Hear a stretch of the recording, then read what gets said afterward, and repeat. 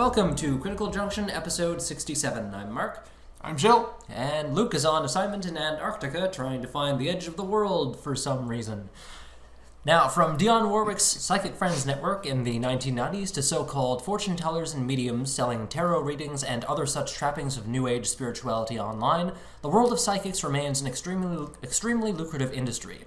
A cursory Google search for the word psychic, for example, produced at least 2 websites for psychic readers in Ottawa, an entire thread dedicated to the topic on Reddit, and a top 10 list of psychic readers on Yelp, all on the first results page alone. So popular is this particular form of entertainment, in fact, that psychic fairs often take place on a near monthly basis in cities across the country.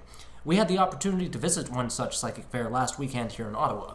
What we found tucked away in a back room of the Best Western Hotel were a handful of stalls populated by an assortment of tarot readers, quote-unquote certified mediums, Reiki masters, and the occasional nutritionist charging lawyer-like rates to interpret pictograms on pieces of cardboard or engage in a little bit of cold reading. While we were there, we also had the opportunity to interview one such Reiki practitioner and engage in our first foray into the world of street epistemology. What we found was a mix of people who either genuinely believe in psychic abilities, know how it can be faked, but believe it anyway, or who are outright skeptical about them. From what we were able to discern, the one Reiki practitioner we were able to speak to fell into the category of those who genuinely believe in psychic abilities, as did the lovely person who greeted us at the door. The fact remains, however, that there is no credible evidence to suggest anyone who has ever claimed to possess supernatural abilities can actually read minds, see the future, or commune with otherworldly entities. One need look no further than the 1,000 or so people who undertook the JREF's $1 Million Challenge since its inception in 1964 in order to try to demonstrate supernatural abilities under strict test conditions, and not a single person who accepted the challenge ever won. Or consider how not a single person to have ever claimed to have psychic powers has ever been able to assist law enforcement in locating a missing child or prevent or warn anyone about a major disaster or terrorist attack. If anything, one can make the argument that I possess the same level of psychic abilities as those who make the claim by virtue of the fact that I was able to write most of this introduction ahead of time before even setting foot in the building. So, what is it about psychics that makes them so appealing, and why do people continue to seek them out, even knowing how the trick is done? Let's talk about that, shall we? But before we do, here are some of the interviews that we were able to conduct at the psychic fair. Okay, we're good to go. So, what brings you out? Well, my mom and I have always been very intrigued in the whole medium concept. We've always watched all the shows on like TLC and stuff like that, and it's always been something we've wanted to do but never had the chance to. And so my mom kind of came across this and she's like, take this day off, we have to do this. I'm like, for sure, absolutely, 100%. What is it about it that interests you? Just the curiosity to see if the accuracy is there without someone knowing anything about me, and just to see if the other side of any type is real or even remotely close to the truth, or like real life, whether it be past, present, or future kind of concept. And yeah, I'm just really interested to see, and based off like the reading that I'm watching my mom go through currently before me, it seems that there's a lot of accuracy going on, so it's just like it gets me that much more excited to see what's going on, or like get my turn. So I'm quite anxious. So do you believe it's possible for people to have psychic abilities?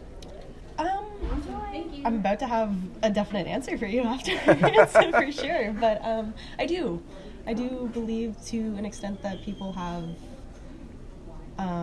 capabilities of opening the mind to a different level that people can't, like be able to access different parts of their brain that not normally everyone would be able to. So if I understand correctly, you think it's possible to a certain extent that people can have psychic abilities? Yes. So you think that's true? I believe that, yeah. You believe that's true? Personally, yeah. So on a scale of 0 to 100, where 0 is not at all convinced and 100 is absolutely convinced that it's true, where would you put yourself on that scale? Oh, I'm at a solid, 79% sure at this point. 79? 79%, yeah. What's... Up until... Oh, sorry, go ahead. This is my first reading of any kind ever, so I don't know. I feel like my opinion's going to change in half an hour, so... It's possible. Yeah. What is it that convinces you to 79% that it might be true? I've had personal experience, not like with psychics specifically or mediums specifically, but with, yes. I'm so sorry. I have to stop this interview real quick. Sorry, thanks Thanks guys. for your time. No problem. We are ready to go. All right. So before you left, I think you were just mentioning that you're at like a 79% in terms of believing that this is true. Yeah. So what's the main thing that convinces you that that psychic abilities could be true? The main. Sorry, say it again. What's the main thing that would convince you that people could have psychic abilities? That could be true. People that take me off guard with the information that they're giving me without knowing me, basically. I feel like at the moment, because my mom had gone first, she did get a lot of background information kind of thing, but at the same time, I was given a lot of information that she would never have known at the same time, and I'm just like, okay. Do you have any examples of that kind of information? Hold on, I gotta think about like everything that I just gone through. Still processing. Still processing, yeah. Sorry, give me a second. I gotta. Take your That was time. a mind trap. Basically, I was told that currently with what I'm going through is that I was told to step out of the situation and to kind of just continue doing what I'm doing, and that was kind of internally and personally that was a big deal for me. So she basically told me what I needed to hear and what I was already heading in the path of doing, so that was kind of reassuring that what I'm doing is the right thing kind of thing. So it was just a lot of reassurance in my own actions, I guess. So what I'm hearing is that you got a lot of reassurance, and she was kind of telling you to keep doing what you're currently doing, and that's what convinces you that this could be true. Yeah, just basically going with my own instincts is that everything's Going with your own instincts. Yeah. And do you think going with your own instincts is a reliable method for determining whether something is true? Sometimes, not all the time. So Sometimes? you're not right all the time 100%, so it could go one of two ways. Easily. So it's not entirely reliable, is it? No, not necessarily, but depending on the situation. Okay. Yeah. So if it's not entirely reliable as a way of determining whether something is true, then why would you use that method instead of something else? I think for this particularly, I don't know how to answer that one. That's a tricky one. You kind of got me on that one. I don't know. I can't answer that one. Don't have an answer for it. That's fair. Yeah. Do you want to leave it at that? Sure. Okay. So Perfect. do you think you're still at the 79% level? Or I think I've moved my way up to like 96. you moved your way up? Yeah, I have. Just because Since I'm doing the reading. I'm pretty impressed with my reading. So Was that your first one? yeah. Okay. Alright, so until I have something that kind of challenges it and gives me other reason to believe otherwise, pretty content with my reading so far. Okay. Yeah. Nice. Yeah. Well, thanks so much. Thank you. Thank you very much. Have a great weekend. You too. Cheers. Okay, we're recording. All right. So what brings you out today? Well, last fall me and my other friend came to the psychic fair when it was at, I think, the EY Center, and we had a really good reading there, and so we kind of just like keep coming to them. I heard about it and I was like, that sounds interesting. Nice. So we'll come for the good time. Cool. Well, what we're doing is we're having conversations about what people believe and why.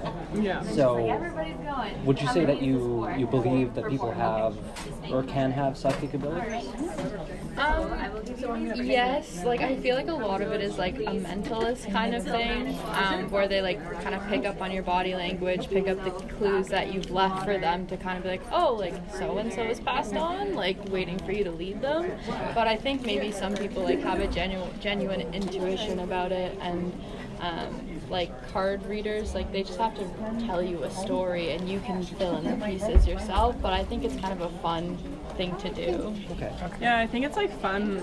Like, I think people are better at reading people than other people, and I like to hear them tell me about myself. I'm very narcissistic. And like, the world's boring if you think that like people can't like do stuff that's like like it's fun to believe in something mystical and like magical, even if it's like not necessarily true. It's like, what's the harm of it? So would you say you believe in this kind of thing? No. I would say I'm like, I approach it how I approach religion. Like, I'm pretty agnostic. Like, I'm like, who am I to say if they do or don't know? So on a scale of 0 to 100, where 0 is you're not at all convinced, and 100 is 100% convinced that it's true. I'd say like I'm 50. Like, You're 50? yeah. Like, honestly, I'm a scientist, and the whole point of science is like, you're just trying to disprove that things are like accurate all the time, right? So like, if you can't disprove it, then like who's to say it isn't true? Like, there's definitely a lot of things we don't understand. What about you, from 0 to 100? I'm leaning a little more like 80, 90%. 80, 90? Oh, really? I mean, I definitely like believe in ghosts and all that stuff, so I lean a little bit more to like, there's stuff that we like can't see, can't feel, but like there's still like a spiritual aspect out there. And what would you say is the main thing that convinces you to 80 or 90% that it might be true? I feel like, it sounds so crazy, but I feel like I've definitely had like encounters with like something else, like beyond like ghosts and stuff. Like, one of my friends used to live in a straight up haunted house, and we've definitely had like run-ins with like spirits and stuff. So How did you determine that the thing you experienced was a spirit versus some other explanation, for example? like, it could be something else, but I like to believe it was like unexplainable. Like, some of the stuff, like people saw stuff like a person, an apparition, like in the backyard and stuff like that, and it's like, well, you can't really explain seeing a man dressed in like old clothing just walking across your backyard. I mean, it could have been half asleep, waking up kind of stuff, but I like to believe that there's something else out Yeah, there. it's like sometimes it's fun. Like, do you ever purposely not Google something because you're like, I don't need to know. Like, I like having like a little bit of magic and like a little bit of Exactly. mystery. you have to understand how everything works all the Exactly. time. So you said you like to believe. Yeah. So is liking to believe something a reliable way of determining whether something is true? No. I mean, it kind of depends on what it is. Like, if you're saying, like, climate change, like, I'd like to believe it's real. No, like, there's definitely scientific evidence that that is real. I mean, you can't say that there's really, like, scientific evidence that mediums can talk to ghosts, but, like, I'd like to believe they can, because it's a fun activity to do on a Saturday afternoon. Yeah. And who's to say otherwise? Yeah, exactly. I can't prove you wrong, and you can't prove you right or wrong, so. So if liking or choosing to believe that it might be true is not a reliable pathway to truth, what is it that, what method do you think would be more reliable to determining whether or not psychic abilities are true? I don't think there really is a way. Like, You there's have to no set up like an quantifiable. experiment. Yeah, with like you see on the ghost shows like scientific EKGs context. and all this stuff, like Yeah. showing like, oh, like there's a reading over here. It's like, well, like you don't really know what that means. Like, this thing goes, the needle goes, but you don't really know what that What's means. causing Have you guys done research into like, because like I know there's scientific papers that a bunch of them published about like reincarnation and like people, like kids knowing things that like they can't know, and like it was done in like a scientific environment. Like, do they have those for mediums where they take like mediums to talk to people who like they don't know anything about and they like test it? I think I remember a few double-blind studies being done with a few mediums. Yeah, and like do they find like it's accurate or not accurate? From what I remember, I don't think it was accurate. Okay, yeah, But- it checks out. But I feel like a lot of this stuff, like you can clue in, like they are telling you things that are very general and broad, and like you can put that into your own life. And I think it like some of the spiritual healers and stuff do help people because it helps them deal with a loss or something traumatic that has happened to them. So I think a lot of times it's more helpful than harmful. Yeah, like I think it's like it's like a sugar pill almost, where like if you believe in it and it works for like making you feel better if you've like lost a loved one, like what's the point in proving whether or not it's true? So the placebo effect. Yeah, like why not just like roll with it? So does Like what do you gain from like proving that they don't actually know anything? Yeah, except for maybe like ruining someone's day ruining someone's and like day. grieving process. Yeah. But for you personally, do you place an emphasis on whether something is true, or does that not bother you at all? In this context, not really. No, It it doesn't doesn't. bother me. Like If we're I'm talking about like politics or Yeah. like things that actually matter, like Yeah. it does. But like to us, this is a fun thing. Like I don't take it seriously. I'm not one to go out and like yeah. buy all this stuff and go to healers every weekend. It was just like a fun thing to do on the weekend. Sorry, go ahead. Oh, I was just gonna say, it's like also fun, like if they tell me like something's gonna happen, and then like I'm like looking in like my life as it comes, and then if it does happen, I'm like, oh shit, like maybe they knew what they were talking about. Yeah. And then if it doesn't happen, I'm like, wow, it didn't happen, but like I had a good time doing a reading anyway, so who really cares? Has anything that's been told to you in a reading before actually been accurate or come true? Myself, yeah, like I didn't really get like the future thing. Like it was like more of like Knowing things. Yeah, like when I go, I don't say anything. I try and have a straight face. Like I try not to give anything away. And this the medium I talked to last year, she got like the initial, like my godmother had just passed away, she got her initials. She told me a bunch of stuff that literally had just happened in my life. She knew that what I did for a living without me even saying anything, and like we weren't talking about it at her booth either while signing up. Like it was just like she just instantly caught on to it, which was like freaky, and I thought was really cool. So I've never had like really a future. Interestingly, at first you said that you thought most of it was done through like cold reading and things like that, but at the same time you're like 90% believer. Like it's 90% for sure. It's fun. I like it. So there's maybe like a 10 or 20% doubt there. So what is it that makes you doubt in whether or not it's true? I just think like, there are people who just like it's.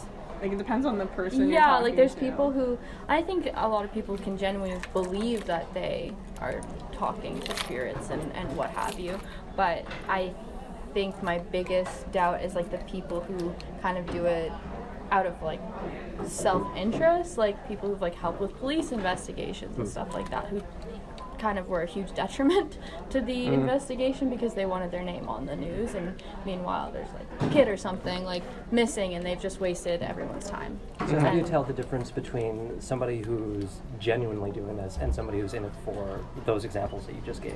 I don't know. I personally, I've never had It's to like a risk. experience. It's a risk. Yeah, like we just walked in there, walked around, and kind of signed up for the person we felt like most like could give us a reading. And I don't think it's based on anything like quantifiable, being like, oh well, they have this or this or this. It's more like, I think this one will be fun. It's So just a feeling. just like a gut reaction to like. Or even like whatever's what you're happening. looking for, because like everyone's kind of selling like a very different thing, and so we were like, we want someone kind of spooky, like we don't want It's October. yeah, like we don't season. want someone who's like a professional like life coach looking thing who's gonna like. I don't want anyone to tell me what to do with my life. Yeah. But Okay. like maybe what's happening in the future would be kind of a fun thing. Yeah. Yeah, because like I'm very skeptical, but like I've had readings before where they've they've told me things about myself that like I don't talk to people about. So I'm like, it's weird that you could like somehow sense that about me as a person. Yeah. Do you have any examples of that? Well, like I just like similar to what Keanu was saying, where like they perfectly guessed like I'd like just like ended a relationship and like gotten to a new one. They knew that. They like knew that like I have like aspirations of being a writer, but like I'm a scientist. Like it's like not like they aren't things that you would be able to pick up on in like my daily life, but like they just got it. So and I was like, that's weird that you would say this out of nowhere. That's interesting. Yeah, so that's what made me be like I don't necessarily know if they can predict the future, but I think people can definitely read people really well, and I think it's fun to hear what they can read off of you. Yeah. Like I wonder what I'm putting out into the world. Yeah. And it's like useful for like if they, because like sometimes they're just really good at giving advice, so it's like even if it's not predicting the future, it's like nice to have someone tell you what to do. Every once in a while. Well, like, I don't want to make all my choices. Yeah, exactly. Have you gotten any good advice from one of these? Yeah, well, like, I've had ones in the past who, like, I was, like, trying to figure out, like, what I wanted to do in school and stuff, and they gave me good advice about, like, where to, like, go with my degree. But they were someone where they were, like, they blatantly said, I don't know how to predict the future, but I can just, like, give you, like, I'll read your cards, and I'll, like, give you, like, some good direction. And it was, like, good direction. Like, I didn't make any bad choices. Yeah. Yeah. So do you think tarot cards are a reliable way of No. receiving good advice? No, I mean, I love tarot cards, but, like, you have to read into them as they kind of apply to you. Like, it's so subjective. Like, I have, like, my own deck, and, like, we do the tarot cards, and we do readings and stuff, but it's, like, you have to, like, read into how they would help you and benefit you, and you kind of have to be self-aware of your own weaknesses and strengths to get, like, a proper reading off of it. But it's literally just like, oh, this makes me think of this aspect in my life, so, like, maybe I need to change that, or I need to, like, oh yeah, like, I have this negative trait, like, I should definitely work on this trait. But it's just, like, kind of checking in with yourself.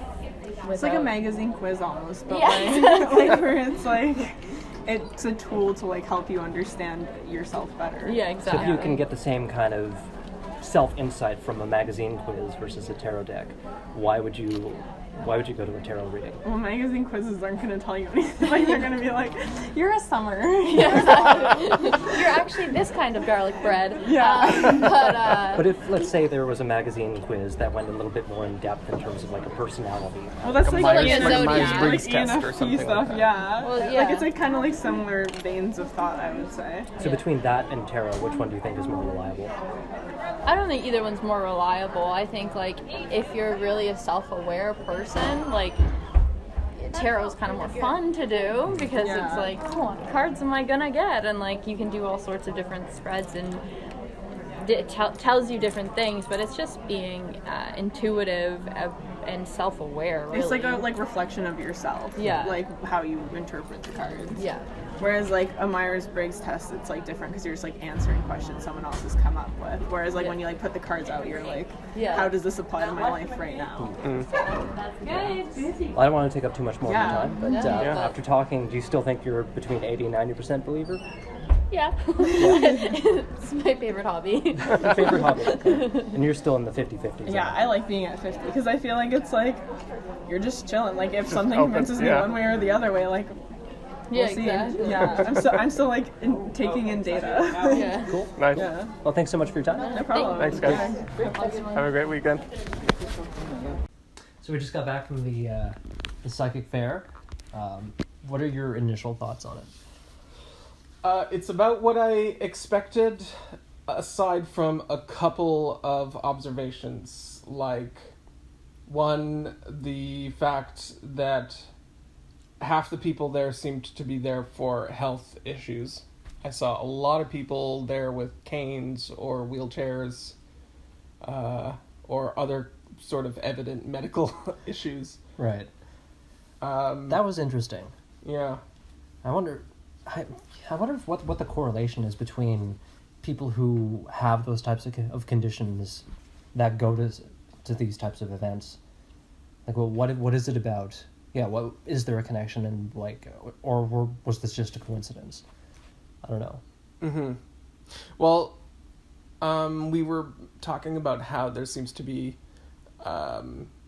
sort of a seriousness in the attitude around it. Like, they said, like, we were talking a little bit with the ticket seller, and she was saying that they want it to be a fun event and stuff like that, but it's definitely not an entertainment event. It's Right. Or at least it's not just that. For the people, for judging by the attitudes and the mood of the room. I mean, I'm starting to sound like a psychic myself, talking about the mood of the room and the energy that I felt in the energy coming off the room. It was. But yeah, there wasn't a kind of exuberance. No. Right? There was kind of a seriousness. Like, you get, like, these kind of sidelong looks from people if you stand in one place too long. Right. Yeah, no, that my first impressions were it was smaller than the ones I had been to in the past. Oh, how big were the ones you've been to before? The two previous psychic fairs that I went to maybe about 20 years ago were both at the Nepean Sportsplex. So they took up the entire floor. It was okay. Massive thing.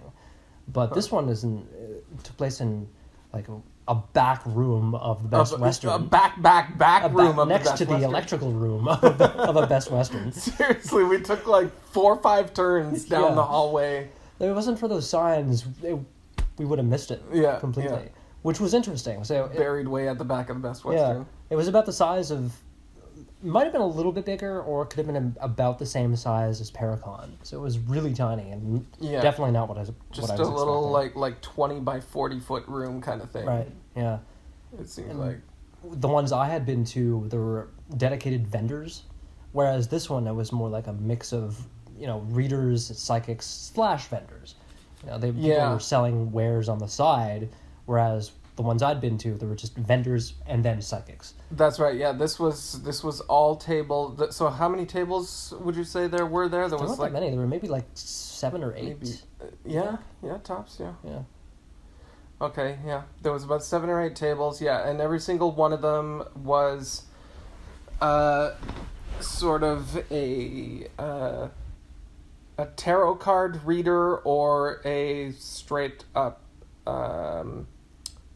psychic reader or Reiki.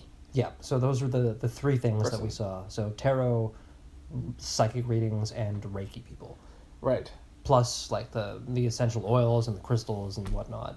The typical like rocks that people have. Right. Yeah, a lot of polished stones. A lot of tumbled polished stones.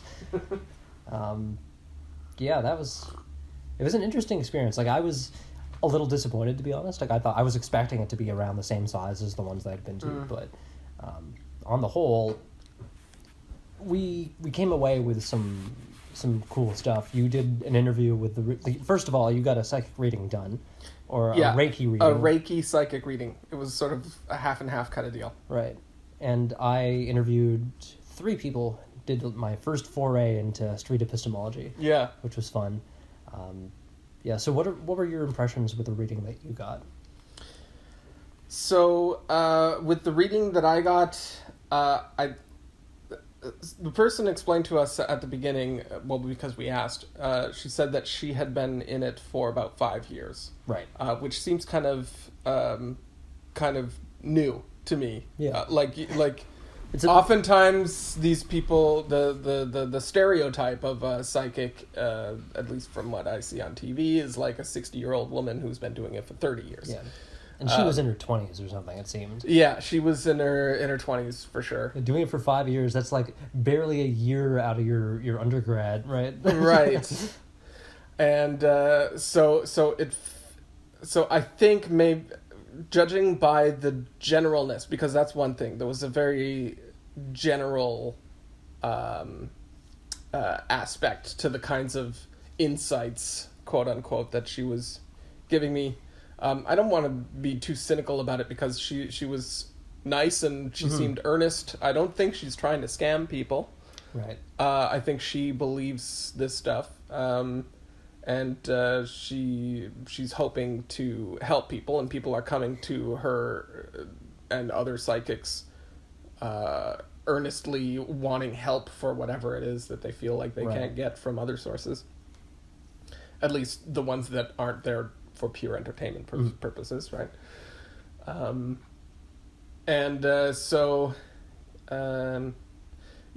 I felt like she's kind of learning the ropes. And that's why her insights were very general. Things like, I feel like there's a person in your life that is draining to you. Yeah, when I heard that, I'm like, that could apply to me too. I mean, they're literally everybody has to have one, unless you're with a person who has no other people in their life. Right. They can't be. Yeah. And I think she went on to specify that it was someone at work.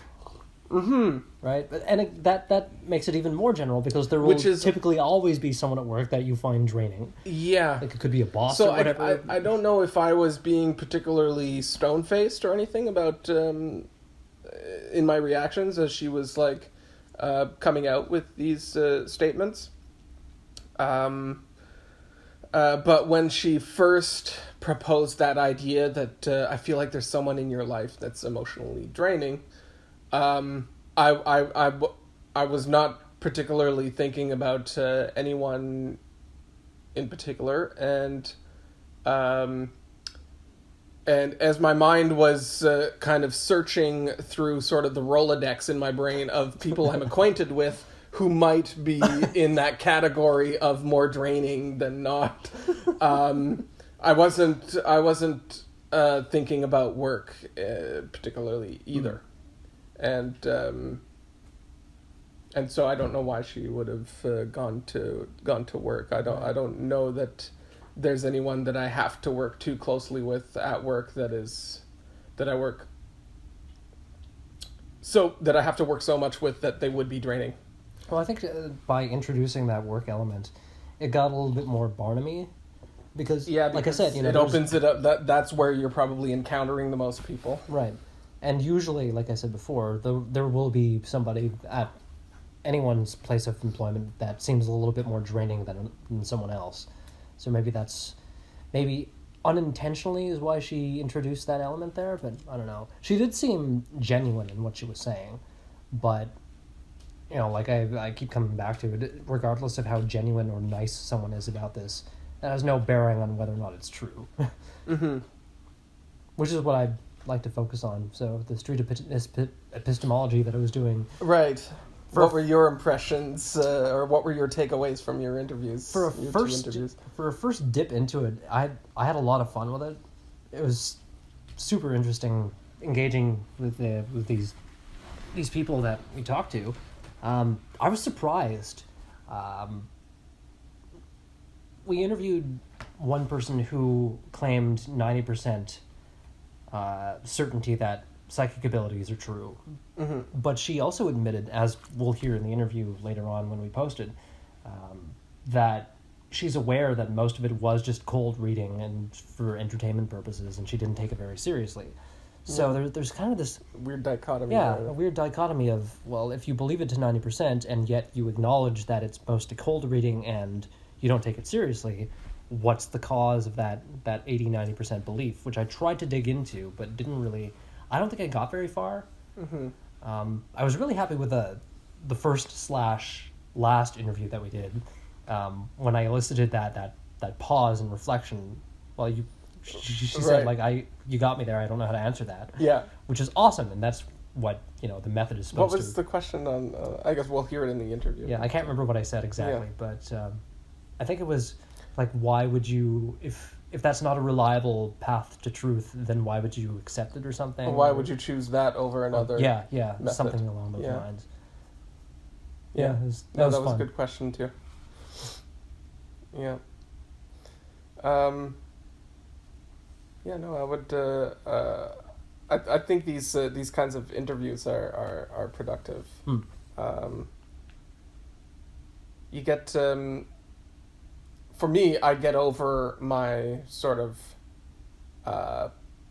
It's easier for me to get out of my thinking about the prejudices I have about it, because I definitely have a lot of prejudices about this kind of stuff, and my mind goes to the fleecing of people. Like, the prices are a problem for me. Like, I shelled out $40 for my 10-minute reading, but that's because I wanted to get some material out of this if I have to be there.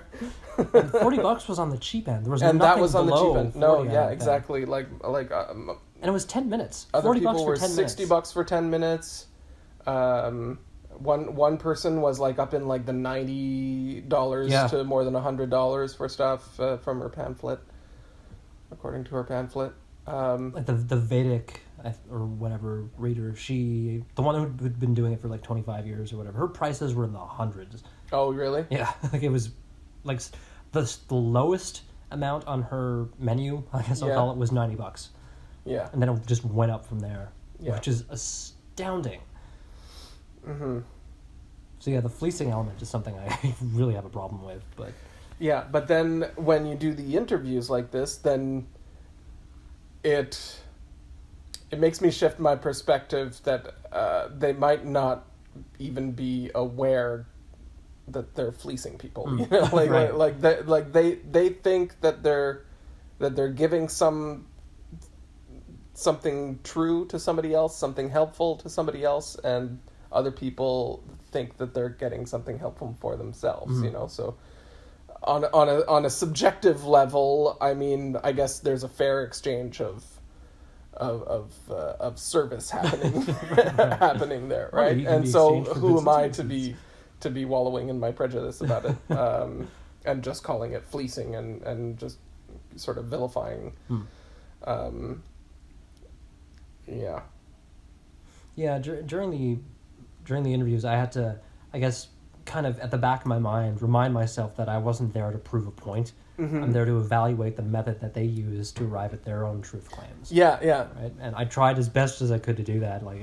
By you applying the street epistemology techniques, I felt like you were getting a lot more out of the conversation than you would normally do with your kind of instinct to be like, well, prove it, you know, right, like to be more my more combative approach to it that I usually take. Yeah, you're very strong-minded. Yeah. So I went less Matt Dillahunty on this one. Yeah. And more Anthony Magnabosco. Yeah, totally. But definitely not to his level. Like that guy's bloody amazing. well, he's got what it he down. does. He's practiced, right? How many Yeah. videos does he have up He of him pretty doing much that? invented the method. It's like he's a, Yeah, he's the first one. Is he One of the the first one that really applied what Boghossian described in his book, Manual for a manual creating- for creating atheists? I think so. I think if he wasn't the first, he was one of, but definitely one of the best that I've personally seen. I've only been looking into this recently, but for a first attempt, I was pretty satisfied with how it went. Yeah. Especially like I said with the first / last one. But I was kind of. It was interesting that before the interview was interrupted because she had to go to her reading, she was at like a 79% certainty level. Yeah. But after she got the reading and came back to finish the interview, it jumped up to like 96% or something. Yeah, because there was an engaging experience that she just had with the person that she just shelled out money for that experience, right? So there was confirmation bias up the wazoo there. That's it. I mean, it wouldn't surprise me if that fades afterward, as she kind of thinks over the experience and stuff like that. Yeah. It'd be really interesting to do a follow-up interview. Unfortunately, we didn't get any contact information. Right. But, if you're listening to this episode and you'd like to conduct a follow-up interview with us, get in touch. It'd be awesome. Mm-hmm. But yeah, it was an interesting experience. I don't know. Would you go back? Would you do it again? To a psychic fair like that? Yeah. I mean, I don't want to shell out $40 every time I... What about $90? Oh, well, in that case, sure. Yeah, but I mean, I wouldn't mind going back to maybe engage with more people in like little interviews like this. It would have been good to interview one of the actual psychics. Yeah, that's right. That would have been yeah. fun. Well, I mean, I kind of did with my Reiki thing, did. but unfortunately, we didn't get it on audio. Yeah, but you had some really good questions for her, and like she didn't hesitate with her answers. I don't find like she was pretty quick to respond to what you were asking her.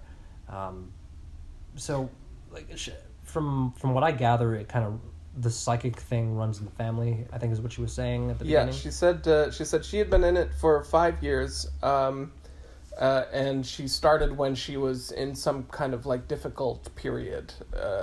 She was having a hard time in her life or something, and that's when it started. Which is actually kind of a common thing. We heard that actually from the OPRI Paracont. When we were talking about one of the psychic presenters that were there. Yeah. She had said something similar that she started doing it after her mom died or something like that, right? So she was in like deep grief and stuff like this. This psychic Megan or Reiki practitioner, she said that her mother had been doing it for like 35 years. Right. And so it was something that ran in the family, and she said as a child she was told she had like abilities and stuff, but didn't really kind of pursue it until just 5 years ago. Mm-hmm. Yeah, you're right. There's usually that kind of element with people who claim psychic abilities. There's some kind of traumatic event that happens to them that awakens their so-called abilities or whatever. Yeah. I'd like to ask more people about the family connection, though, to see if there's a correlation there as well, whether it's like with Richard Dawkins' statement where he says the most sure determinant of what your religious perspective is going to be is your upbringing. Yeah. Where were you born, or who were your parents, kind of thing. Right, exactly. Yeah, that would be really interesting to dig into a little bit more. So, yeah, I'd be interested in doing another one, maybe getting more interviews and doing a little bit more street epistemology with because I was trying to find someone who had just come out of a reading and interview them, but that didn't happen. Well, it did. Oh, yeah, it did with the last one there. Yeah. But I'd like maybe just standing close to one of the psychics and waiting for the reading to be done and just being like, hey, do you have time for an interview? Just to immediately get the reaction off of it. Yeah. It'd be fun to do. Yeah. I think people who are believing in the stuff, they kind of, when they come off of a reading or something like that, they're probably wanting to, like, their brain is kind of doing things, their mind is kind of running through what was told and trying to make it, they're trying to find meaning in it, first of all, right? So they're probably like a lot of that confirmation bias that you're talking about, they're looking at itemizing each of the things that was said and then saying, how is this meaningful? Right, rather than, was this meaningful? Yeah. You know what I mean? And maybe getting someone right off of an experience like that would maybe somewhat short circuit that sort of self-reinforcing kind of thing that might be a natural thing to happen when somebody's left to their thoughts right after a thing like that. Yeah. And it might get them to get out of that track, that inescapable groove, and they might think of the question, was this meaningful versus you know. Yeah, and that I would. How was it meaningful? Yeah, I'd really love to try that experiment actually. So maybe we'll go back. Who knows? And it would be also kind of fun to try this method with the Jehovah's Witnesses. Yeah. To see what they say. Here endeth part 1. Here endeth part 1. All right. So where are we going right now? Are we continuing with our conversation? Yeah. So that was the end of part 1. Let's continue with the conversation. Okay. So why don't we talk about the interview that you conducted with the Reiki practitioner? Okay. So I figure I should probably just do a play-by-play, and in the description of the exact sequence of events and how it played out, the questions I asked will come up because I kind of asked them throughout. Right. The thing a couple of questions before and a few questions after she was done, and one or two while she was doing it. So we approached one of the empty tables, or one of the tables that didn't have any crowd around it, and just asked her if she would do a session with us, and asked her how it worked. And come to think of it, it feels a little weird approaching these people because it's almost like you're propositioning them, right? It is. I felt a little bit like a John, you know? Yeah, exactly. Like I felt a little dirty. So how much? So it's $10 for 10 minutes, right? Before we walked into the building, it was like a Best Western like motel type place, right? Yeah. And you remember I asked you, I wonder if they charged by the hour. Charged by the hour. So yeah, that was a theme that kind of carried through, I think. Yeah. So anyway, we scoped out the room and spotted a table that didn't have any people around it, so we could get this shit over with. And so when we approached the table, I asked her what she does, and she explained she does Reiki and psychic readings, kind of doing like a mishmash of the two, which I'm not sure if that's common or if that's just a shtick that she came up with. I imagine it must be common because I think Reiki, for it to be I don't know if Reiki has just like an element where it's just hovering your hands over, and maybe that's supposed to like sort of absorb the energy out of you that's troublesome. Traditionally, from what I remember seeing at the other psychic fairs that I've been to, Reiki is supposed to be just a practice unto itself. So I think the readings that came along with it from this one were pretty particular to just okay. But so, I'm not sure. It's the first I've ever seen it though. Right. Okay. So she explained that. I asked her how long she'd been doing it. She said she had been doing it for 5 minutes. 5 minutes. 5 minutes. Could have been. No. 5 years, she said. And she said that she had started at a difficult time in her life. She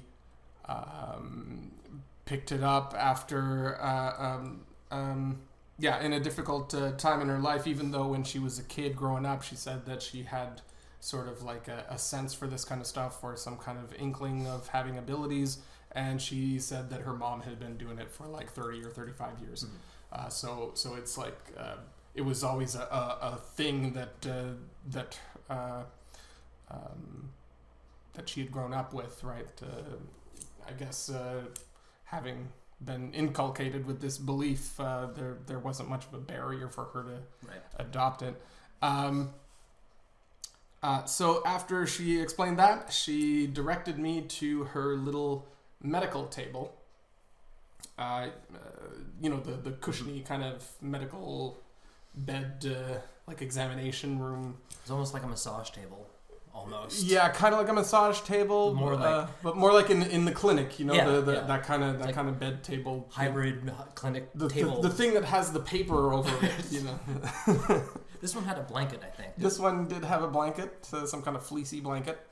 Yeah. So I reluctantly walked over and laid down on this bed in public, in full view of this tiny 20 by 40 foot room. Which, incidentally, could also be divided into 3 smaller rooms.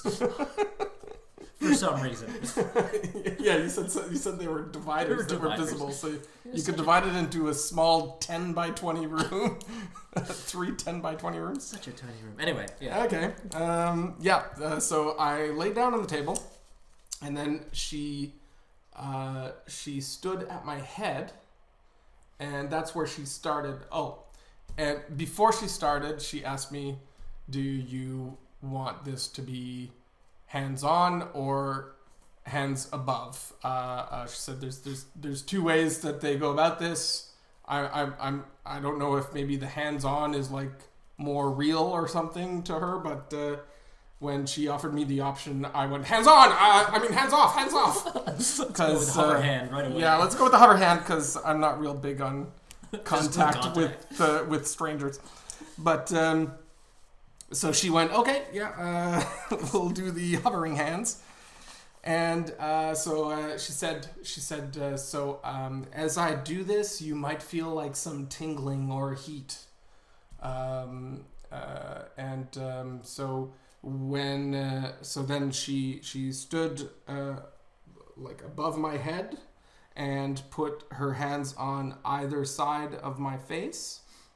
And I didn't feel any more heat than I do when I put my own hands on either side of my face. See, I think the more scientific approach would have been to not tell you anything about what you might experience. Yeah. And then... So she's priming there, exactly, first of all. Yeah. There's some definite priming going on. Yeah, but throughout this whole thing, I'm kind of playing open and stone face. I'm not giving any... Mm-hmm. I'm not saying any comments like I would probably feel heat anyway if you're putting your mammalian hands right next to my mammalian face. We're both warm-blooded creatures. Anyway. But yeah, so I wasn't making any comments like that to kind of discourage her. I was hoping... Going for the genuine experience. Yeah, I was hoping to get as genuine as possible, and I didn't want to get her defensive or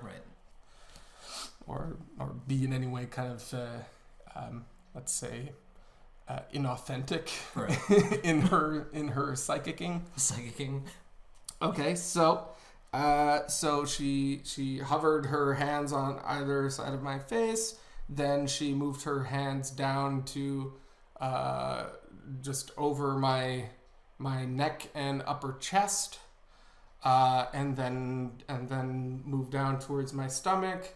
It wasn't like a smooth, gradual, constant all the way down. She just would pick these spots. I imagine these are what she mentioned later as being chakras, right? So she went down to different zones on my body like this, hovering her hands over, all the way down to my feet, and then she came back up, and when she had her hands over my neck, she had made some kind of comment about my throat chakra, and how there was like she was sensing like some pain or issue in the throat chakra. Mm-hmm. She said that that could be an indication of like anxiety or something like that. Were you able to look up what the significance is of the throat chakra or any of the chakras between when we got home and now? I didn't go out searching for chakras. I mean, I've heard of chakras before, and they're kind of like energy vortexes. Allegedly. Allegedly. I mean, I can just like use my phone right now and Google to the Google box chakras, and let's see what the Googles tells us about. What's on the Googles about chakras? Google chakras. I'm sure if you asked Deepak, he would tell you how it's some kind of quantum consciousness vortex. Okay, so there are 7 chakras, at least according to this Yoga International site. Okay. One of them is called the Muladhara, the root chakra, and it's located at the base of the spine. Let's see, second is... Sorry, I'm getting some pop-ups here. So that one is depicted as a red 4-petaled lotus, and it's connected to the earth element. Muladhara governs what are considered the 4 primal urges: food, sleep, sex, and self-preservation. Its energetic function is to help us maintain a sense of groundedness and inner stability. Let's see, the second one they talk about here is the Svadhisthana, the sacral chakra. So literally that word means her own abode. It's located in the pelvis. I see what they're getting at. That one's often depicted as an orange lotus with 6 petals, and it's associated with the water element, fluidity, adaptability, creativity, emotion, sexual energy, and the unconscious. The second chakra's energetic function is to help us regulate our emotions and desires so as not to be driven by them. Mm-hmm. That's my favorite chakra right there. So yeah, because it talks about like the pelvis. Okay. Yes, exactly. Gotcha. Third chakra, Manipura. Literally city of jewels. Ooh, wait, this one's my favorite. That's one located at the navel center. Okay. So it's commonly depicted as a downward or upward facing red triangle, and it's associated with the fire element. Having a strong inner fire can help us digest not only our food, but also our life experiences. Okay. Energetically, Manipura's function is to optimize our personal power so that we can navigate our lives with strength and determination. Manipura gives us the confidence we need to process and eliminate what does not serve us and to let it go. Now hold on. So I'm just trying to channel Luke. Sure. Yeah, I don't know. I didn't really have a comment. I just wanted to throw that in, pretending Luke was here. Now hang on. Anyway, continue. Okay. Number 4, the Anahata, the heart chakra. Okay. That literally means unstruck. That's how that one's translated. Mm-hmm. It's located at the heart center. So Anahata is typically depicted as a green 6-pointed star surrounded by 12 lotus petals. On a spiritual level, it's said to be the home of the higher, infinite, unstruck, quote-unquote, or indestructible self. Anahata is associated with the air element and with emotional qualities such as peace, love, and openness. By the way, she had made some kind of comment about me being especially open. Right. So maybe she sent some strength in my Anahata, my heart chakra. Peace, love, and openness. Energetically, Anahata helps us tap into unconditional love. 5th one is the Vishuddha, the throat chakra. This is the one that she said I had was a problem area for me. Mm-hmm. So Visuddha literally is to purify. It's located near the base of the throat. It's often depicted as a blue downward-facing triangle inside a lotus with 16 purple petals. That's a lot of petals. That's a lot of detail, actually. Vishuddha is associated with the element ether or space, akasha. Oh, that must be related to the Akashic records, right? The space records. The space records. You close your eyes and you go flying through space into this library in space, which we talked about way back in the day. Yeah. And with speaking one's truth. Its energetic function is to help us find authentic self-expression. So that was another thing she told me, when she mentioned the throat chakra. She said that it can be the issue, having an issue there can be rooted in anxiety. But she also said that she sensed that maybe I had been feeling like I was trying to speak, or like I was expressing myself but not being heard. Something like that. Interesting. And so that's basically what they describe as part of this thing. The energetic function is to help us find authentic self-expression. Okay. So she was saying that there was some kind of blockage in my, either in my expression or in my being heard. I don't particularly feel like that is the case, though. 6th one, Ajna, the third eye chakra. Jeez, how many of these things are there? I think 7. So, God. I guess this is the next to last one. Yeah, okay. 7. Yeah. The 6th one is the third eye chakra. Ajna literally is command center. Okay. Command center. It's located between the eyebrows, represented by a transparent lotus with 2 white petals. It's considered to be the seat of the mind, of conscious and unconscious awareness. It's not associated with any element, as this chakra is considered beyond, quote unquote, the physical elements. It's held to be the center of intuition, vision, prophecy, imagination, inner knowing, and self-assurance. So the brain, then. It's the brain? It's... Possibly. The energetic function of Ajna chakra is to help us learn to know ourselves emotionally, mentally, and spiritually. So it's the brain. It's the brain. It's the brain. Okay.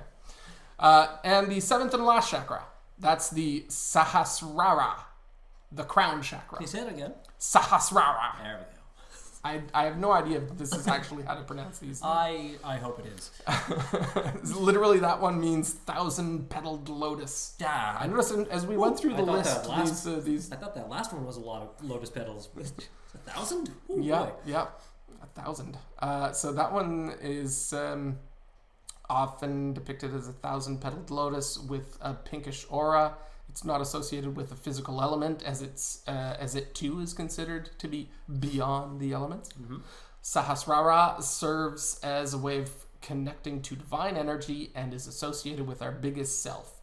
Sahasrara helps us function in a more enlightened way, cultivate self-mastery, and find a sense of connection with all. So when she was doing her Reiki to me, I think she was pretty much going through these 7 spots, starting with that last one. So she was going in reverse order to what I just read. Okay. It's a lot of claims in there. It's a whole lot of claims. I mean, yeah, it's a lot of claims, but they're all kind of generally vague. Like, I don't know why you would specifically say that. I mean, the funny thing is, what was that last one that was, the one about learning to know yourself emotionally, mentally, and spiritually. Mm-hmm. I mean, this is that idea of have. I don't know. It just seems like it's present in a lot of the other ones. Right. You know. Why did they have to get specific on that one? Right. But yeah. Yeah. So anyway, she's waving her hands over each of these quote unquote energy centers. Yeah. Pauses at the throat. There's Pauses at the throat. Thing going on there. Then what happened? So then I guess she's gone through the 7 chakras backwards and frontwards, and so she kind of just gives me just tells me a couple of insights, I guess. This is the part that's more straight up psychic reading kind of thing.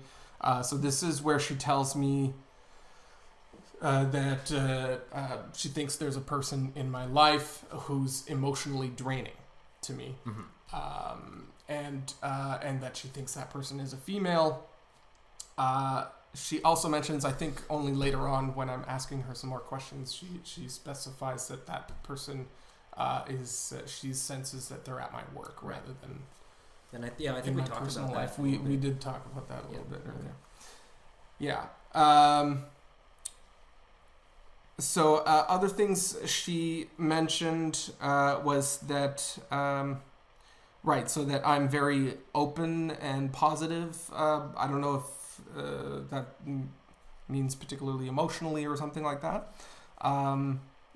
Which I guess I could say that I might like to consider that one of my qualities. But then again, when I was there with you guys, with her, I was obviously trying my best to be open because I didn't want to short circuit what I could get out of this, and stuff like that. So my whole thing was trying to be open. So it's one would think that anyone. I mean, it was a behavioral thing at that point. I was behaving open. Yeah. So one would think that anyone who goes to these types of events are there because they consider themselves open. Yeah. Right. So it's not really. Well, unless they're going there, and they're like being really jokey with their buddies, and they're like, so what are you trying to sell here? What's your deal, eh? What's up with you, buddy? Prove it to me. So to tell me what you do and try and convince me. You know, and then she probably would make the comment. You're talking about me, right? I think you might be emotionally open. So she wouldn't go. Is that dig at me? Maybe a little bit. Yeah. So she said that openness thing, positivity thing. So after she said that, I asked her a couple of questions. She said that she leaves her body and goes into a trance-like state sometimes when she's performing Reiki. I didn't really understand what she meant by that. So she also mentioned that one of the issues that she felt I had was that I was outside of myself, and so at the end of the Reiki sesh, she said she brought me back into my body. I don't know what that means either. I don't know really what that means. Apparently, she believes in like the duality of body and spirit, right? So, right. Which of course they all would. And so she thinks somehow, I guess somehow I'm tethered to my body because I can keep coming back to it, but apparently I separate from it or I come outside of it.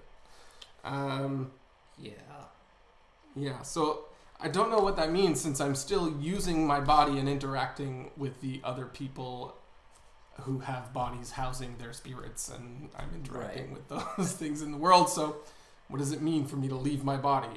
Do you mean just like, is that a metaphor for daydreaming, or I really do not understand what that's supposed to mean. So when she mentioned both that I leave my body and that as she's doing this kind of thing, like how it feels to her, because I asked her how it feels to her, right? And then she said those things about like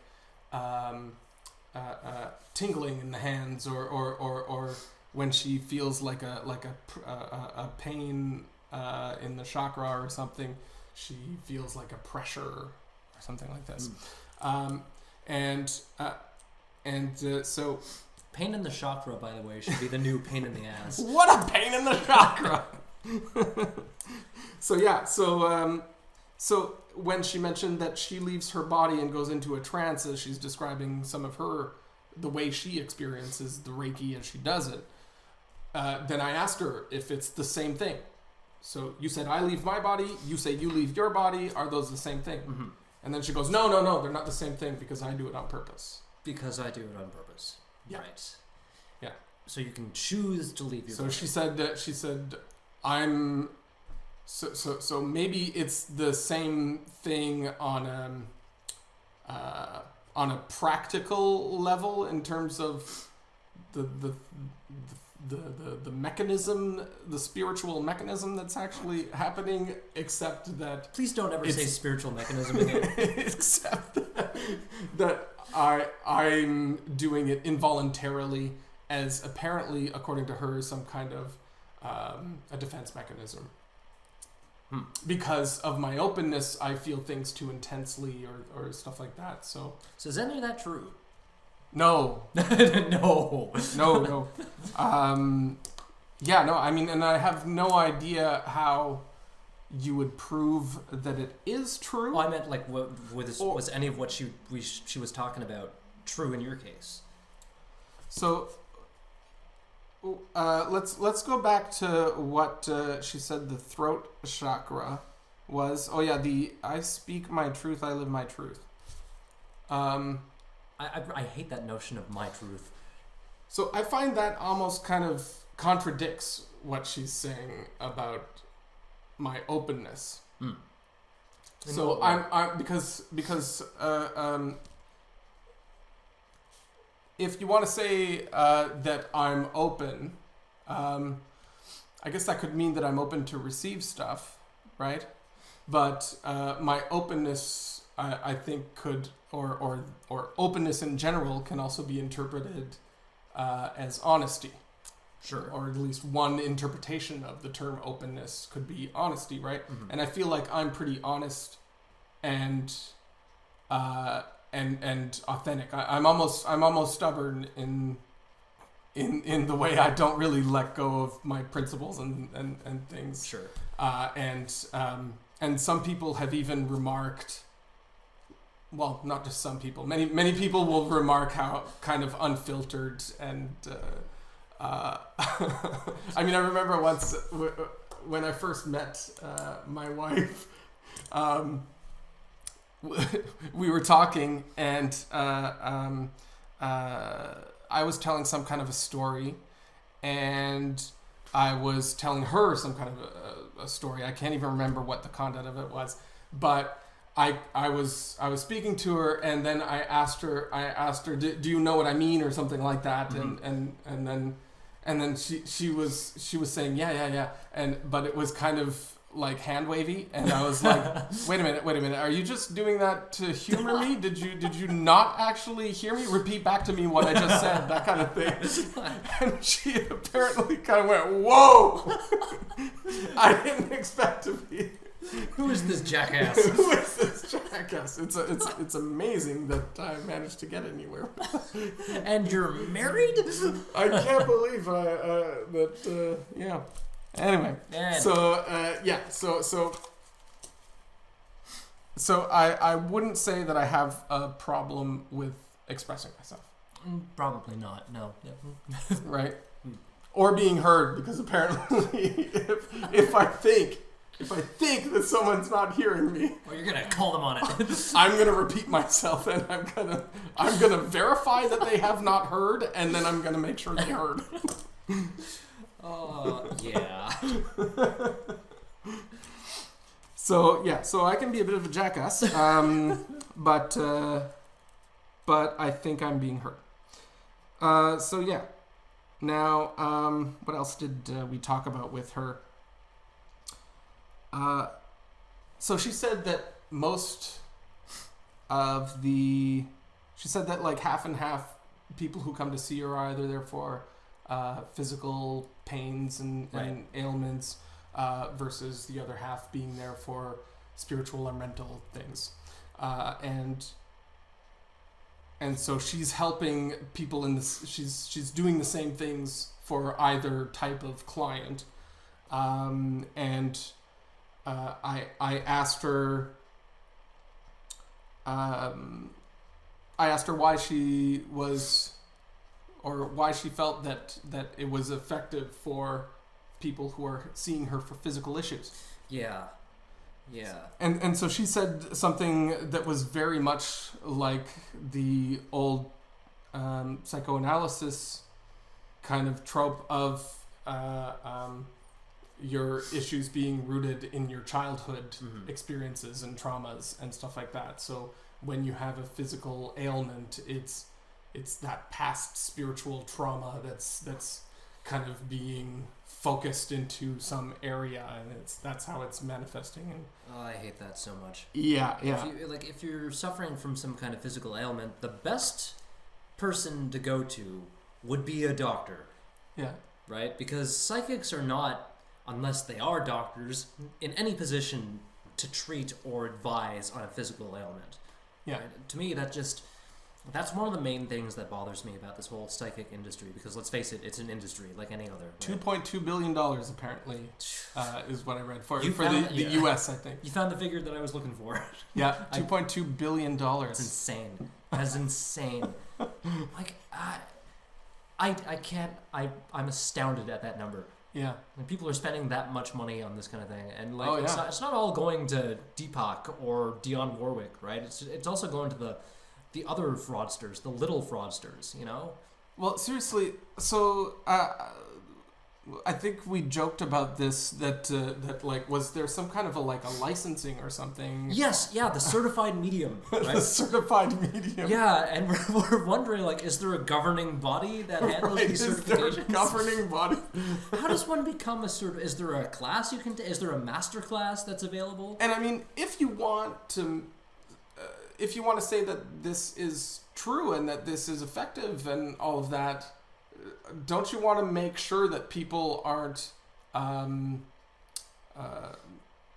like crooks aren't infiltrating your system, right? You know, that you're actually protecting the integrity of your your profession or you whatever. Want some kind of regulation in place to right? make sure that you don't want people making you look bad. Right. That's why doctors have like doctors association. They don't want some quack in there. Even, like, accountants, for fuck's sake, have their own governing body, right? Exactly. Yeah. Which is, you know, because they're accountants and they fuck with people's money all the time. So if they can have it, why not psychics who are supposedly connected to your spiritual reality? Yeah. Which, if you believe that, is super important, apparently. Right.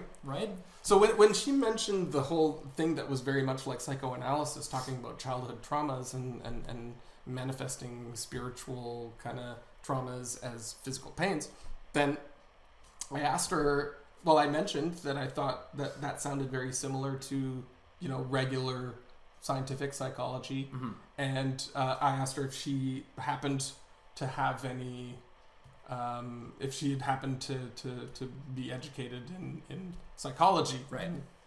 I was hoping for a yes. I was hoping that maybe there was a yes, that she had cracked open a psych book at some point, and that's where she got that. Unfortunately, but she no. said flat no. Flat out no. No. So yeah, so she has no education in psychology. She's just got that tropey kind of concept of childhood traumas being the source of ongoing issues. Right. Which has been debunked. Well, to some extent. To some extent, yeah. To some extent. I mean, we Like, are shaped by our environment. Yeah, no, I mean like in terms of physical ailment. Like if you, right. Yeah, I mean like if you had some kind of childhood trauma, it's not going to manifest as a broken leg later on, you know. Right. Yeah. I happened to be watching Lawnmower Man recently. Oh my god! Okay. And at one point in Lawnmower Man, as he's becoming like a genius and stuff because he's plugged into the internet, he says that his mind is expanding, and now he's read about some people somewhere that could raise blisters just by thought. Manifesting mind over matter, because he's also discovering that he can read other people's thoughts, and then at some point he realizes he can move things with his mind, and he like smashes a glass in his bathroom sink. Anyway, and then so at one point he's sitting in a chair and he looks over at his hand and he raises blisters on the back of his hand. Yeah, I haven't seen that movie in forever. It's so. On some level, it's super good. I fucking love that movie. Oh yeah. Lawnmower Man is so fun, and Jeff Fahey or Fahey in there, he's amazing. Yes. He's so good in there. Yeah, I recommend it. So what I watched recently was actually this unrated director's cut. Oh, no way. It's about a half hour longer than the original one. Half an hour more of Lawnmower Man? Yeah, because there's a lot more of the monkey breaking out of the lab at the beginning of the movie. Sweet. There's also a lot more kind of filling in between the stuff that you already know throughout the rest of the movie. And there's the bit at the end where everything is just kind of going to shit and Lawnmower Man is going crazy. That's just much longer. Sweet. So I really liked the more monkey lab stuff because that really sets up the context for the movie. We're totally off on a tangent. Oh, I know. But I fucking love it. It's a great movie. It's one of those perfect like mid '90s sci-fi. Yeah, internet early '90s. Early 90s. Yeah. And there's some interesting kind of foresight there in terms of where the technology is going. Right. So if anyone hasn't seen Lawnmower Man, definitely check it out. It's awesome. One thing fair warning though, it's very chauvinistic. Yeah. I can't remember the last time I've seen a movie that like fails the Bechdel test more than this. Like every single character that has any meaningful role is a guy, and every single woman that appears in there is on some level very much like a non-entity NPC type character. Right. Like even for the early 90s, that one was... It's really messed up. He's having like these marital issues with his wife in this movie. And at one point, like she's had enough and she's like, I'm just going out with friends because he's working too much. And then we don't see her for like a half hour in the rest of the movie. All kinds of shit happens. Like a week passes and you never see her. And then the next time you see her...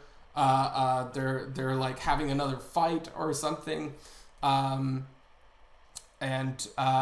then you see her again when her mind is already controlled by the lawnmower guy. Anyway, that's our Lawnmower Man. That's like the big criticism that I have of it. Otherwise, if you kind of suspend your I guess our modern sensibility, our education in perception of our shared equality, then it's an awesome movie. Check out Lawnmower Man. Anyway, so what did I go on? Oh yeah, about the manifesting physical ailments. Yes, that's blisters on the hand, all that. That's how we got there. That's how we got there. Okay. So another thing she told me was that she asked me if I had recurring dreams. Yes. She asked me if I had recurring dreams, but she really wanted to stick with the dreams thing. And she goes, or have you been having vivid dreams? Vivid or recurring? So I said, well, I have dreams, but I very rarely ever have recurring dreams, and my dreams are famously unvivid, at least in comparison to others who have told me about their dreams, and they end up like having some kind of zombie apocalypse dream where they're like fucking kicking ass and taking names, chopping off heads and stuff, while my dream is like me fucking waking up and going to the fridge and then closing the fridge and then moving on to another dream like that. So I have very mundane dreams very often. Yeah. So anyway, then she said, okay, so when you dream about animals, then when you dream about animals, pushing hard on this dream thing. She was really pushing hard on this dream thing. When you dream about animals, look up what their totem is, because that's really meaningful. And I'm just thinking, that's another remarkable thing about my dreams is that they rarely have any animals in them. Right. So after she had pressed the animals and dreams things, I finally mentioned that, you know, it's pretty rare that I have animals. And so she goes, oh, and even if they're really mundane animals, like the kind of animals that you see every day, like I guess like a squirrel or something, that's also meaningful. So you can just attribute meaning to anything? I'm just thinking either way, I don't dream of even mundane everyday animals. So when I wasn't really buying into the dream angle, then finally she said, oh, also if you just happen to see animals in real life and notice them. So just shift the goalpost a little bit. And just shifted the goalpost a little bit there. If you happen to see animals and notice them. Well, if you happen to know of animals. Every time I remember seeing an animal, it just so happens I also noticed them. So if you don't dream about animals, then maybe if you see one. If you don't see one, if you happen to be aware of animals. If you're even remotely conscious that animals could potentially be in your vicinity, or if you know they exist. Do you happen not to be a complete solipsist and be aware that there are other entities? Do you believe hats exist? So hats are famously like a kind of animal that is inanimate. If you see a beaver type hat, then it might be, I don't know. Yeah. So she didn't say anything about hats, but let's just shift those goalposts a little bit more. Yeah. The example she gave, so I asked her what was the significance of this whole animal angle, and or what was this concept of totems and stuff, and she said, well, for example, a deer, if you dream of a deer, that indicates caution. Okay.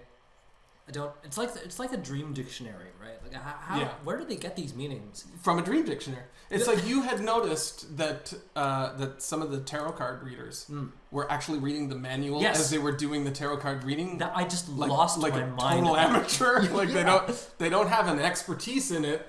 They actually just lay out cards for you mechanically, and then they look in the book at what those mean. So for anyone who is not aware of this, every tarot deck comes with its own instructional booklet on how to interpret the cards. Some of them have their own expanded book.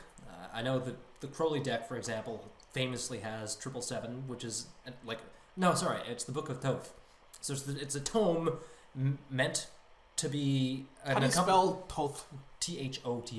It's the Egyptian god of knowledge. She is a thought. Yes. Could be wrong about the actual whatever the god is, but anyway, yeah. So it comes with a book, and one of the psychic readers, the tarot reader that I happened to glance at while giving the reading, has the book in hand, and she's just flipping through the pages to find the right card, and she's just reading what's in the book to her client. Yeah, just reading out loud. Just like I just did with you guys. With the chakras. With the chakras. So, if anyone wants to become a tarot reader professionally, that's all you need to do is reference the manual. Holy shit, I just had a really evil thought. Oh no. Let's sign up to actually be one of the tables at the next psychic fair. Well, hopefully... Just buy a deck of tarot cards and we're on our fucking way. Hopefully we can charge, apparently, $90 for this thing. For 10 minutes. Be part of that $2.2 billion industry. Hopefully they're not listening to this episode, because otherwise our plan is ruined. But yeah, just straight up reading from the manual. I just lost my mind when I saw that. It's so funny. So, yeah. And the person getting the reading isn't even questioning this. No, yeah. Why are you reading from the book? I thought you were psychic. Yeah. Super funny. Yeah. Anyway, so your next point was... well, actually, that pretty much covers the play-by-play of that experience with her. So, like there was that exchange about her leaving her body and about the education and all this. Like apparently she's never done any double-blind studies or anything like that to determine whether or not her intuitions about the pain points being related to childhood trauma and stuff like that. So all told, how would you... No peer review. How would you rate your... I'm assuming this was your first psychic reading, right? Yeah. How would you rate the experience? So... And I've had a little bit of distance from it now, and it's shockingly lame. I was hoping to at least be subjected to a trick of some kind, where I would be like, wow, that's really cool, or like, whoa, good job cold reading there, or even if I could like dismiss it as cold reading, I was hoping to see some kind of... You wanted to see the parlor trick in action. Yeah, I mean... You didn't get it. Something to amaze me. The pretense is that she can speak with the other side or something. So, and yet, nothing. I found the whole experience woefully wanting. So if I can recap what I think I'm getting from this is, as I described Andrew Scheer's performance in the English language debate, exceptionally underwhelming. Yes, exceptionally unexceptional, exceptionally underwhelming. Yeah, and I mean one thing I didn't mention was that one of the last things she said was that people who do these sessions with her often get overwhelmed with emotion either like an hour later or the next day or something. Did that happen to you? So did not happen. I only grew more and more frustrated as I looked back and analyzed everything that happened. I grew more and more frustrated by how I wasn't finding anything particularly impressive.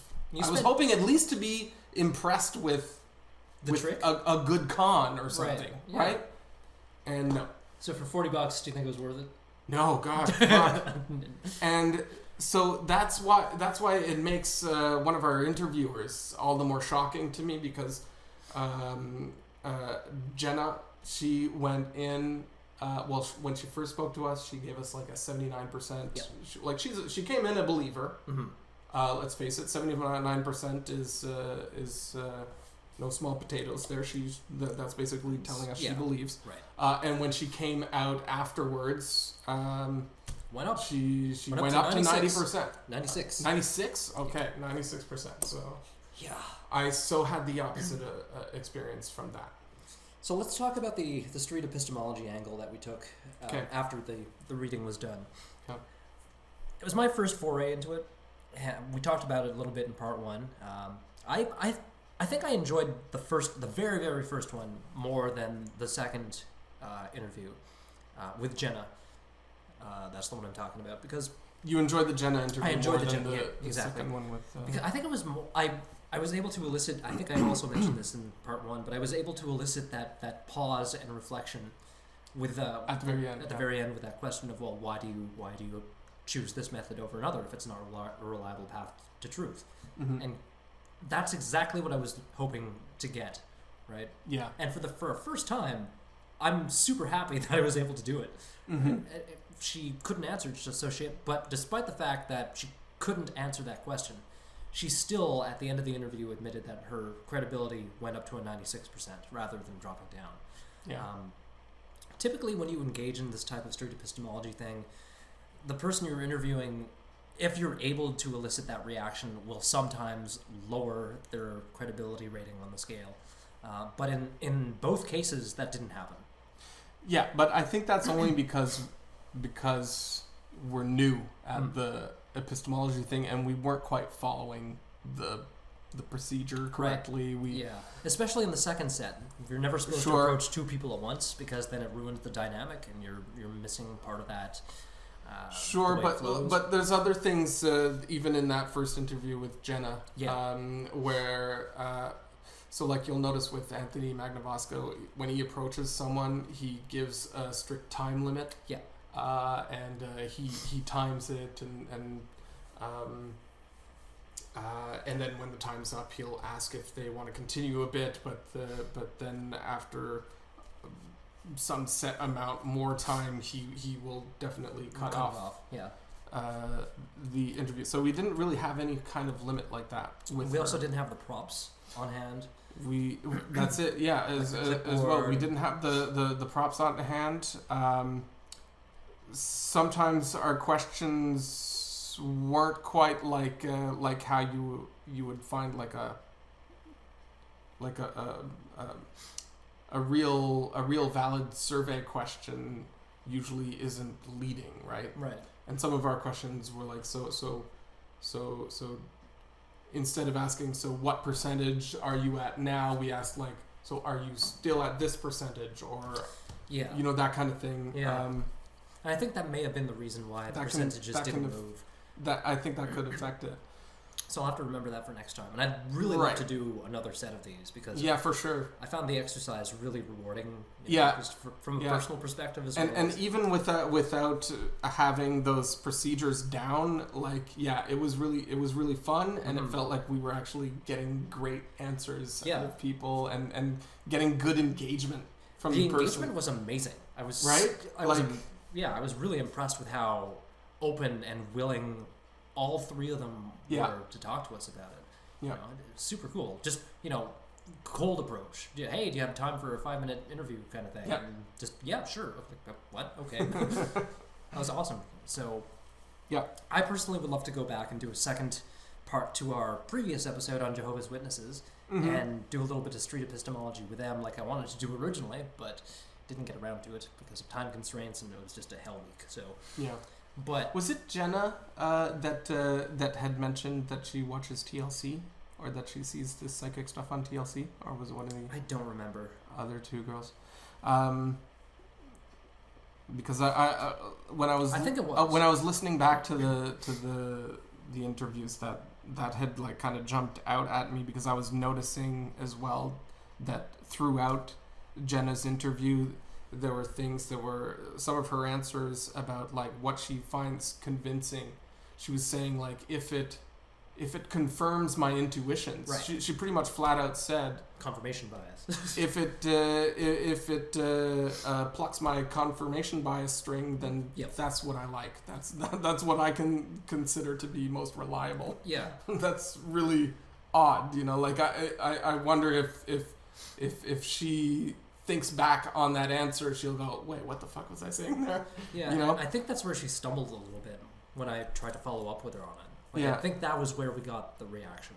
Yeah. So the fact that she also said that she watches TLC and these psychic shows and mediums and these like reality medium shows on TLC kind of tells me that that's further evidence of her pre-existing bias for this stuff. Mm-hmm. The 79% certainty that this is all true, because she watches that stuff on TV. And I also find it really ironic that this channel called TLC, the Learning Channel, TLC, which is an acronym for the Learning Channel, and the Learning Channel, when it first started out in the 90s, it really was more documentaries and educational programming. It was more Discovery than what we have now. That's it. It was like an alternative to Discovery, and I don't know what the hell happened, but both the Learning Channel and the History Channel, they became all about like completely non-educational, Right. sensational reality TV.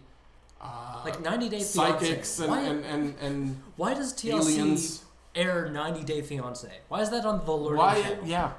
Yeah. It's a fun show, and it's a really guilty pleasure of mine, but... Is the Kardashians a TLC show? Oh God, I hope not. Well, I mean, it would actually be almost more valid than some of the other programming on TLC. No, I'm not going to get into it. Okay. Anyway, yeah. So it was for a first time. I thought it was pretty good. Yeah. I was happy with the result, and I'd love to do it again. Mm-hmm. Yeah. My recap is significantly less than yours in terms of duration, but yeah, I mean, it was super cool.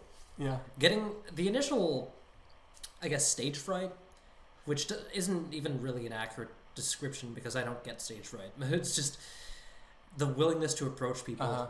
That kind of postponed it to the latter end of our visit to the psychic fair. Yeah, it seemed like when I was watching you that it was more of a hurdle just to get approach a person to have them to ask them to take part in an interview than it was to actually do the interview, to keep the questions going and to respond off the cuff with what the next logical question would be. Right.